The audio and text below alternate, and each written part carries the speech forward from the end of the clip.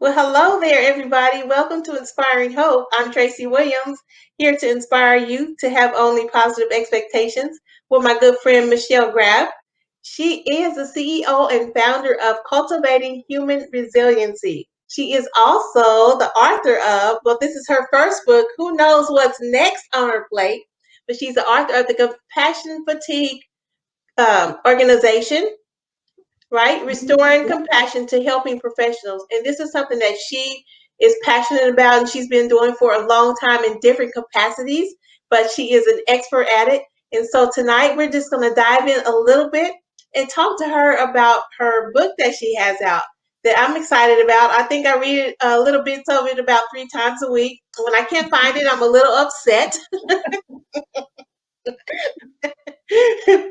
So Michelle, why don't you just start off and just tell us what is it that that made you or made you do this book? What put that together in your for Uh, you? well, I've always just had a passion about resiliency and the whole idea. When I did direct service, the idea of being strength based and really connecting with people, and the idea that everybody has resiliency and that we need to be focusing on that has always fascinated me.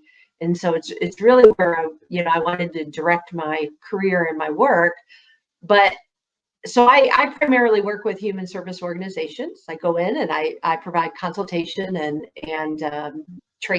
provide trainings for their staff.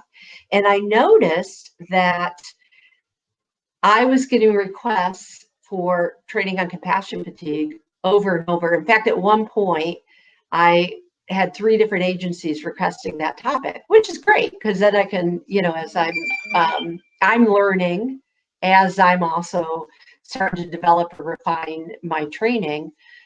But I really started to recognize that there was a need out there. And again, this is something that sort of fits into what I already kind of thought and believed because I have a lot of background in working on trauma-informed care movements within organizations. And I recognize that there is a need out there to really address compassion fatigue for helping professions in a way that maybe goes a little bit deeper than just acknowledging that we are all experiencing compassion fatigue, but also providing some insight that can offer people that self-awareness and then help them, give them a path to start building that resiliency. So it's not just something we have to accept that we all experience compassion fatigue, but how do we become more resilient?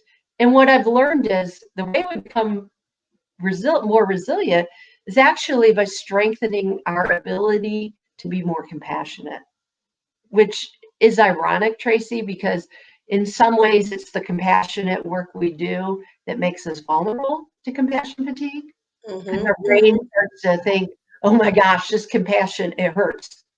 And so it wants to shut that down. But the irony is, or the paradox is that it's actually, we're never depleted of compassion.